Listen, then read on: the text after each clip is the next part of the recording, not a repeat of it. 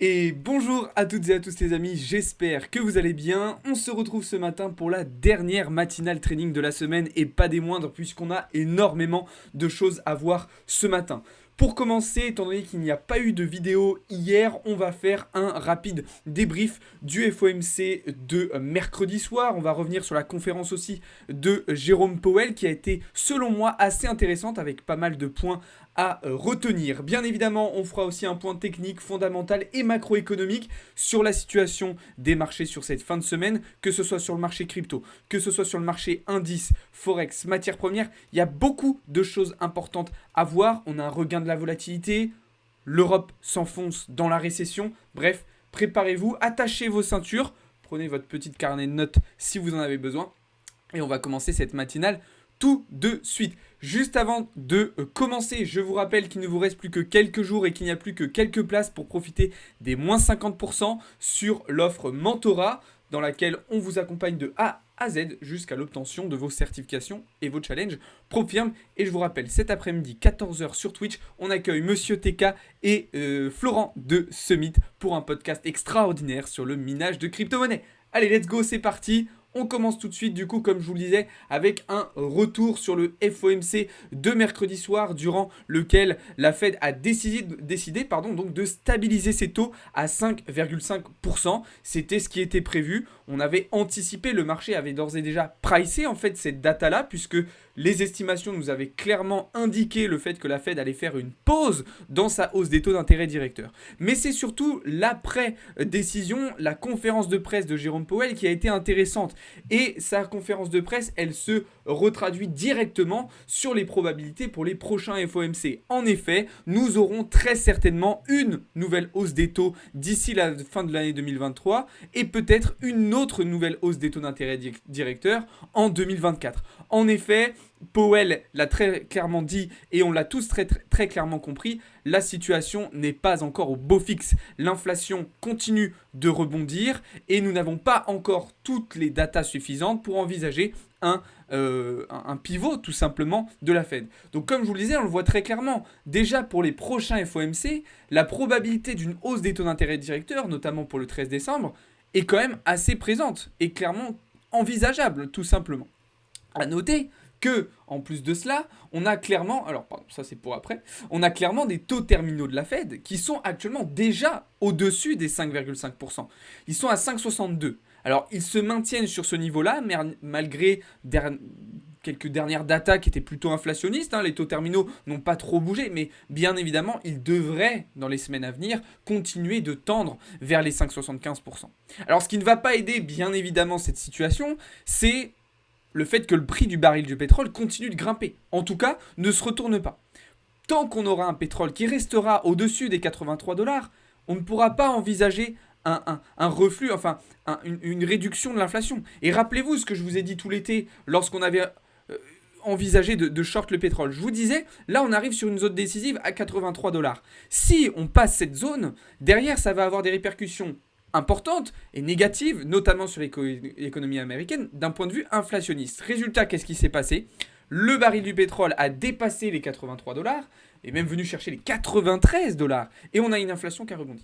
En plus de ça, comme si ça ne suffisait pas, on a le marché obligataire américain, qui malgré qu'il était déjà en zone rouge, en zone d'alerte depuis plusieurs semaines, continue de monter. Et rien qu'entre hier et aujourd'hui, par exemple, le marché obligataire à 10 ans a gagné quasiment 10 points de pourcentage. Bon, j'abuse, allez, 5. Ok ? Pareil pour les taux à 2 ans, qui continuent encore et encore de grimper. Et on sait qu'en plus, eh bien, il y a une corrélation, notamment entre le marché obligataire à 10 ans et le pétrole. Et donc, si le marché obligataire continue de monter, le pétrole va lui aussi continuer de monter. Donc, en fait, on est un petit peu dans un cercle vicieux, où plus ça va, plus on a des datas qui rendent la situation compliquée.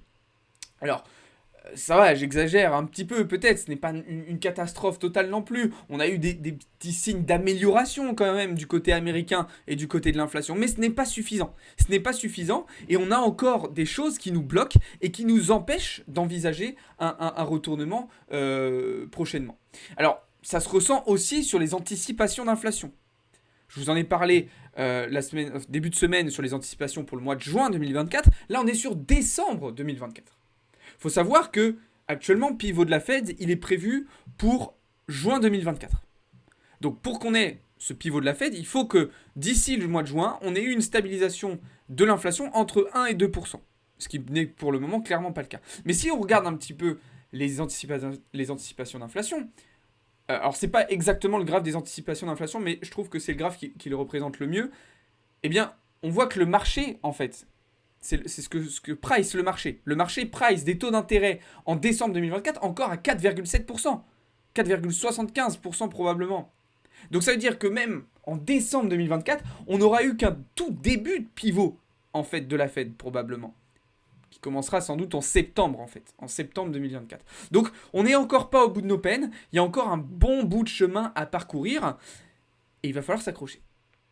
Il va falloir s'accrocher. Alors, ce FOMC, cette conférence de presse de Jérôme Powell, elle a, comme vous vous en doutez bien, eu des répercussions sur le cours du dollar qui est reparti à la hausse et ce qui se dirige désormais vers les 106 points. Mais ça, on y reviendra un petit peu après. Ça, c'était la première chose. Je voulais vous faire un récap et vous ramener en fait sur ce qui s'était passé mercredi soir, vous faire un petit débrief de ce FOMC étant donné qu'on n'avait pas fait encore ensemble.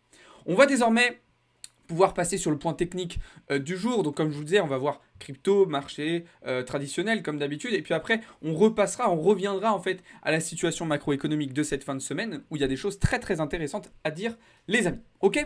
Allez, on commence donc avec le marché crypto dans le rouge aujourd'hui avec un Bitcoin hier qui est repassé sous les 27 000 $, Ethereum qui est repassé sous les 1600 $ et une grosse majorité des alts qui sont eux aussi bien évidemment en souffrance ce matin. Du côté de l'indice Fear & Greed, naturellement, on repasse dans un niveau de peur. Alors, niveau de peur modéré, je suis d'accord, hein, avec un indice à 43 aujourd'hui.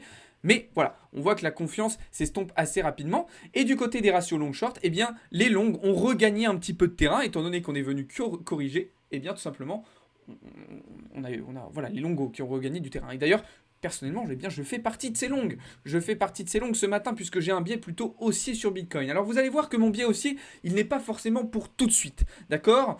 Pour moi, on est dans certes une jolie configuration haussière sur du 1 heure.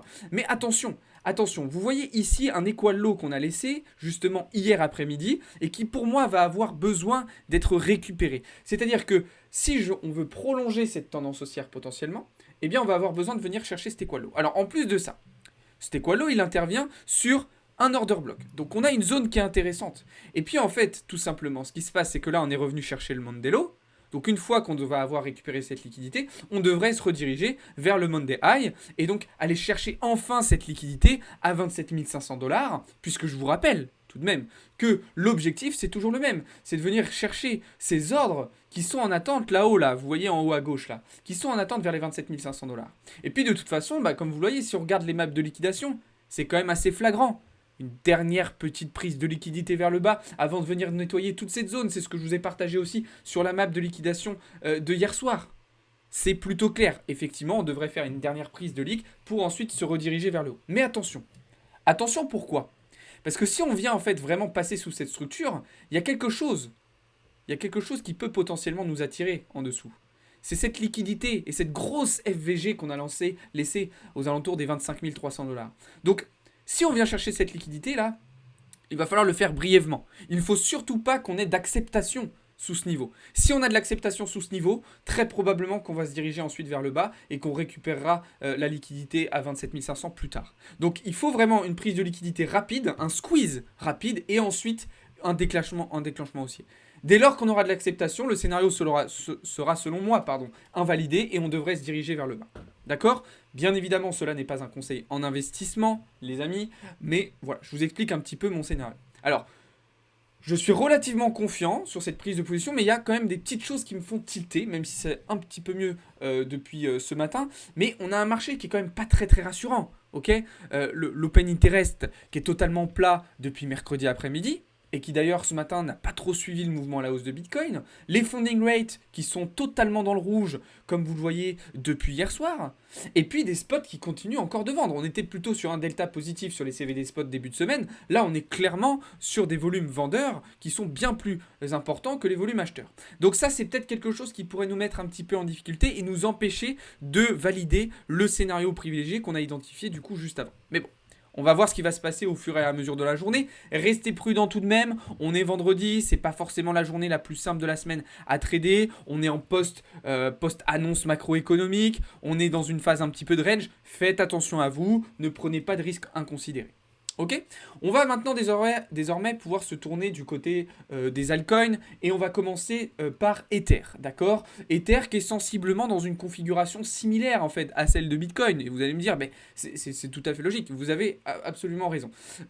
Donc scénario similaire sur Ethereum avec objectif de venir chercher de la liquidité et bien justement sous ce niveau-là, on voit qu'on a comblé une partie de la FVG, mais pas totalement. Et puis il reste un order block ici à venir récupérer qui serait pour moi une zone intéressante pour se positionner à l'achat, là aussi, avec pour objectif de revenir chercher les plus hauts précédents. Donc là, évidemment, ce scénario-là, on le prendra si on a une validation du scénario sur Bitcoin. Et puis, dans le cas inverse, il faudra envisager une correction plus importante d'Ether qui pourrait chuter plus violemment. D'accord ?